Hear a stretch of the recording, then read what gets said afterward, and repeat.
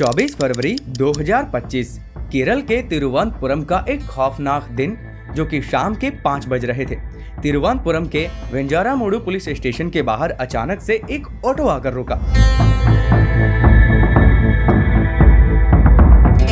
Auto driver आम इंसान जैसा लग रहा था, लेकिन अंदर बैठा वो लड़का, जिसकी शक्ल देखकर अंदाजा लगाना मुश्किल था कि वो कौन है, क्या करता है और वो वहां पर अभी क्यों आया है। चेहरे पर ना कोई टेंशन, ना कोई हड़बड़ाहट। वो आराम से ऑटो ड्राइवर को पैसे देता है और फिर पुलिस स्टेशन के अंदर दाखिल हो जाता है। पुलिसकर्मी डेली रूटीन की तरह अपने अपने कामों में बिजी थे, लेकिन जैसे ही वो लड़का अंदर आया, सबकी नजरें उसकी ओर घूम गई। एक पुलिसकर्मी ने उसके पास जाकर के पूछा, हाँ बोलो, क्या प्रॉब्लम है, कोई परेशानी है? लड़के ने बिना किसी डर, बिना किसी घबराहट के उसे जवाब दिया, मैंने 6 लोगों का कर दिया है। अगर आपको यकीन नहीं हो रहा है तो जाकर के देख लो।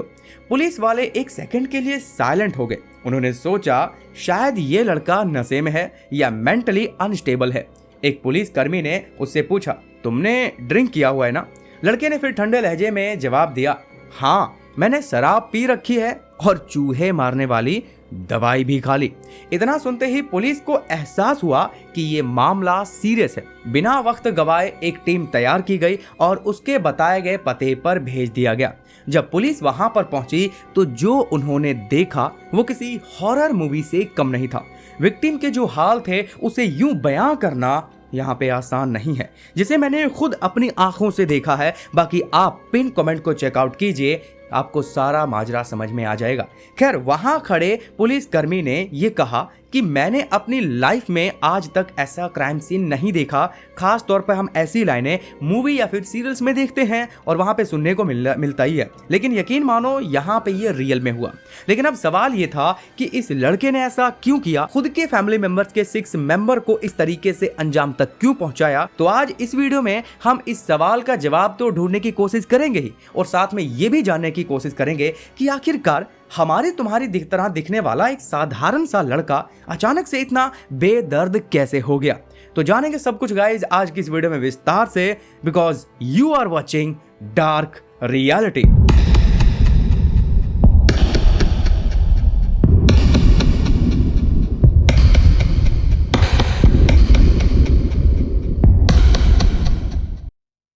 सो गाइज, अब इस कहानी के पीछे छिपे कारणों की तरफ बढ़ते हैं।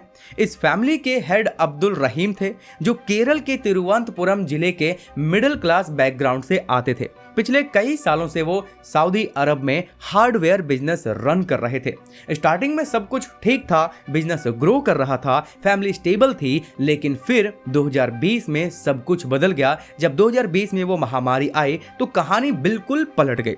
लॉकडाउन और इकोनॉमिक क्राइसिस की वजह से उनका जो बिजनेस था वो बिल्कुल डाउनफॉल में चला गया। धीरे धीरे वो इतना ज्यादा लॉस में चले गए कि हालात इतने बिगड़ गए कि फैमिली पर 65 लाख रुपए तक का कर्ज बढ़ गया। अब अब्दुल रहीम तो सऊदी अरब में रह रहे थे, पर उनका पूरा परिवार केरल के वेंजारामुडु में रह रहा था। इस मुश्किल टाइम में सबसे ज्यादा प्रेशर फैमिली के सबसे बड़े बेटे अफान पर आ गया, जिसने अभी अभी ग्रेजुएशन कंप्लीट की थी। घर में अफान के अलावा उसकी मां शमी, जो 55 साल की थी, वो अभी भी कैंसर से जूझ रही थी। छोटा भाई अफसा, जो सिर्फ 13 साल का था, वो अभी स्कूल में पढ़ाई कर रहा था। उसकी बुजुर्ग दादी 88 साल की थी और साथ में चाचा लतीफ और चाची सजीता भी शामिल थी। अब अफान पर हर दिन फाइनेंशियली प्रेशर धीरे धीरे बढ़ता जा रहा था। वो नौकरी की तलाश में तो था, लेकिन डिसेंट जॉब ना मिलने के कारण वो फैमिली की रिस्पॉन्सिबिलिटी को अच्छे से नहीं निभा पा रहा था। यानी कि पैसों की टेंशन इतनी बढ़ गई थी कि उसने फ्रेंड और रिलेटिव से उधार लेना शुरू कर दिया। स्टार्टिंग में सबने सहानुभूति दिखाई, लेकिन जैसे जैसे टाइम बीता लोगों ने भी ताने मारने शुरू कर दिया। ये भी एक नेचुरल सी बात है कि हर कोई अब कितना ही सपोर्ट करेगा, एक टाइम पे जाके हर कोई रुक ही जाता है। फाइनेंशियली क्राइसिस अब इतना बढ़ गया था कि सरवाइव करना भी थोड़ा मुश्किल हो रहा था, और अब फैमिली पर 75 लाख रुपए तक का लोड आ गया था।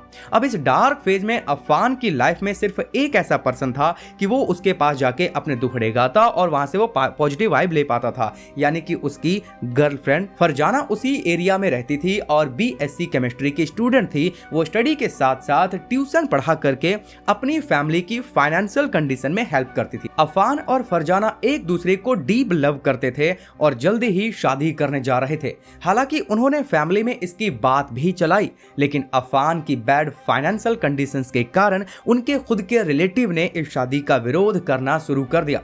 अब देखो यहाँ पे रिलेटिव के जजमेंटल कमेंट्स, ताने और रिजेक्शन ने अफान के मेंटल पे और बुरा प्रभाव डालना शुरू कर दिया। इतना ही नहीं, जब उसके चाचा लतीफ ने भी इस शादी का विरोध किया और इस शादी को लेके ये कहा कि इतनी खराब स्थिति में शादी करना बेवकूफ़ी होगी, क्योंकि इस परिवार पर एक्स्ट्रा फाइनेंशियल क्राइसिस और झेलना पड़ेगा। अफान के लिए ये अब सिर्फ एक एडवाइस नहीं थी, बल्कि उसके इमोशन पर सीधा वार था। फरजाना, जिससे वो बेहद प्यार करता था, अब उससे वो दूर जाती हुई दिखाई दे रही थी और ये उसके लिए बड़ा झटका साबित हुआ। अब घटना से ठीक 2 दिन पहले अफान और लतीफ यानी उसके चाचा के बीच और भी अच्छी खासी बहस छिड़ गई इसी शादी की बात को लेकर के। लेकिन फिर अब इसके बाद जो हुआ वो किसी ने नहीं सोचा था और अब वो इतना ज्यादा डिस्टर्ब हो गया था कि उसके अंदर का गुस्सा, दर्द, बेबसी मिलकर के एक डार्क साइकोलॉजी सस्पेंस बना चुके थे और वो अब कुछ भी करने को तैयार हो गया था। और फिर वही हुआ जिसका डर था। 24 फरवरी की सुबह से ही अब अफान का मूड बिल्कुल ही ऑफ था। दिमाग में बहुत सारी नेगेटिव वाइब चल रही थी। टाइम था करीब सुबह के 10:15। अब वो अफान अपनी माँ के पास गया और पैसे की डिमांड करी, तो माँ ने मना कर दिया और बेसिकली इस बात है कि पैसे अब घर में कहाँ से ही आएंगे। तो इसी बात को लेके बात बहुत ज़्यादा आगे बढ़ी। धीरे धीरे ये बहस इतनी बढ़ गई कि अफान अब आउट ऑफ कंट्रोल हो गया। गुस्से में उसने यहाँ से पकड़ा और किचन की दीवार पे भिड़ा दिया, जिससे वो बेहोश हो गई। अफान को लगा कि मामला शांत हो गया है, इसीलिए दरवाजा बंद करके वो तेजी से वहां से निकल गया। फिर 11:25 के आसपास वो बाजार पहुंचा और वहां से उसने एक सामान खरीदा और सीधा अपनी दादी के घर जा पहुंचा। उस वक्त उनकी दादी की एज थी 88 साल और वो अकेली घर में थी। अफान ने अंदर जाके सीधा कहा, दादी मुझे पैसे चाहिए। दादी ने अब साफ मना कर दिया, क्योंकि उन्होंने पहले भी कई बार उनकी हेल्प की थी, लेकिन अब इस बार उनके पास देने के लिए कुछ खास था नहीं। तो अफान की होप थी कि उसे पैसे मिल जाएंगे, लेकिन जब बार बार कहने पर भी पैसे नहीं मिले तो वो अपना आपा खो बैठा। उसने बिना कुछ सोचे समझे वो खरीदा हुआ सामान अपने बैग से निकाला और अपनी दादी की सेवा में लग गया। 1 बार, 2 बार, 3 बार, जब तक कि उनकी मूवमेंट बंद नहीं हो गई। और इसके बाद अफान ने उनके घर से वो ज्वेलरी, थोड़े वो जो पैसे थे वो चुराए और वहां से सीधा ज्वेलरी शॉप पर चला गया और उन गहनों को बेच करके उसे 40,000 रुपए मिले। फिर उन पैसों से उसने शराब खरीदी और वहीं पास में बैठ करके ड्रिंक करने लगा और उसके साथ ही उसने चूहे मारने वाली दवाई भी खरीद कर अपने पास रख लिया। अब अफान का नेक्स्ट गोल था उसका चाचा लतीफ, यानी जो शादी में अड़ंगे लगा रहा था। समय हो रहा था 12:45। लतीफ अपने चाचा के घर पहुंचा, जो कि उसके चाचा अभी सोफे पर बैठ करके चिल कर रहे थे। उन्होंने अफान को आते देखा लेकिन इग्नोर कर दिया। उन्हें लगा कि हर बार की तरह अब फिर से पैसे की डिमांड करने के लिए आया होगा। फिर इसी बीच लतीफ की वाइफ यानी कि सजीता किचन में चाय बना रही थी, पर उन्हें जरा भी आइडिया नहीं था कि कुछ सेकंड बाद क्या कुछ होने वाला है। अफान ने बैग से फिर से वही सामान निकाला और लतीफ की सेवा में लग गया। लतीफ कुछ यहाँ पे रिएक्ट कर पाते इससे पहले ही उसके आगोश में वो जा चुके थे, लेकिन अजीब सी हलचल और वो आवाजें सुनकर सजीता यानी कि अफान की चाची किचन से दौड़ी हुई बाहर आई और यहाँ पे अफान ने उन्हें भी संभलने तक का टाइम नहीं दिया। वो डायरेक्ट उनकी तरफ बढ़ा और कार्रवाई कर दी। मगर यहीं पर अफान नहीं रुका। उसने दोपहर के लगभग 2:30 बजे अपनी प्रेमिका फरजाना को कॉल किया और उससे मिलने के लिए बुलाया। अब उसकी प्रेमिका को जरा भी अंदाजा नहीं था कि आज वो अपने प्रेमी अफान से आखिरी बार मिलने जा रही है, जो कि उसने अपने घर में ट्यूशन पढ़ाने का बहाना बनाया और घर से निकल गई। फिर अफान उसे लेकर सीधे अपने घर पहुंचा। वो नहीं चाहता था कि फरजाना को कोई भी संदेह हो, इसीलिए उसने उसे ऊपर मंजिल के कमरे पर बिठाया, क्योंकि नीचे वाले रूम में उसकी माँ पड़ी हुई थी। इसके बाद दोनों में बातचीत शुरू हुई। माहौल बिल्कुल नॉर्मल था, लेकिन कुछ ही पलों में सब कुछ बदल गया। फरजाना कुछ यहाँ पे समझ पाती कि अफान ने फिर से वही गेम अचानक से शुरू कर दिया, जो गेम अभी भी ओवर नहीं होने वाला था। शाम के 4 बज चुके थे। फिर अफान ने अपने छोटे भाई को कॉल किया और कहा, भाई तू घर आ जा, तुम्हारे लिए कुछ खास खाने के लिए रखा हुआ है।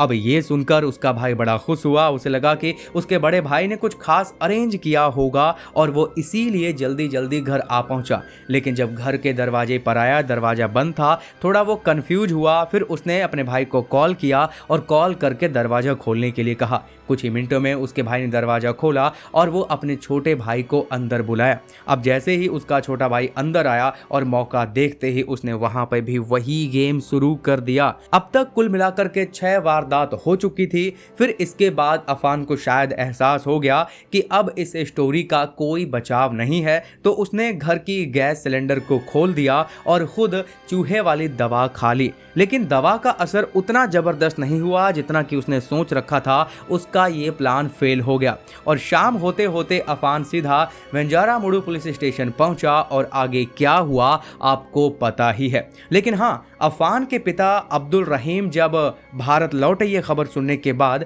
तो उनका कहना था कि हमारी फाइनेंशियल कंडीशन इतनी भी खराब नहीं थी। लेकिन फिर पुलिस की इंक्वायरी में ये सामने आया कि परिवार पर भारी कर्ज था। पुलिस का मानना था कि अफान के mental health issues, drugs, family pressure और सोशल प्रॉब्लम ने इन सबको मिला जुला के ऐसा असर डाला कि वो इस वारदात को अंजाम देने पे मजबूर हो गया। लेकिन गाइज, क्या ये पूरी सच्चाई थी या इस केस में कुछ और भी था जो अब तक सामने नहीं आया? पुलिस अभी भी तहकीकात कर रही है। बाकी आगे जो भी होगा पता चल ही जाएगा। सो गाइज, अब आप क्या कहना चाहेंगे ऐसे केसेस को देखने के बाद? आपके क्या विचार हैं प्लीज कमेंट करके बताइए। और हाँ, चैनल को सब्सक्राइब करके बेल आइकन ऑन कीजिए ताकि मैं आपके सामने देश दुनिया की डार्क रियलिटी लेकर आता रहूं। तो फिर मिलते हैं अगली वीडियो में। बने रहे हमारे साथ। बाय।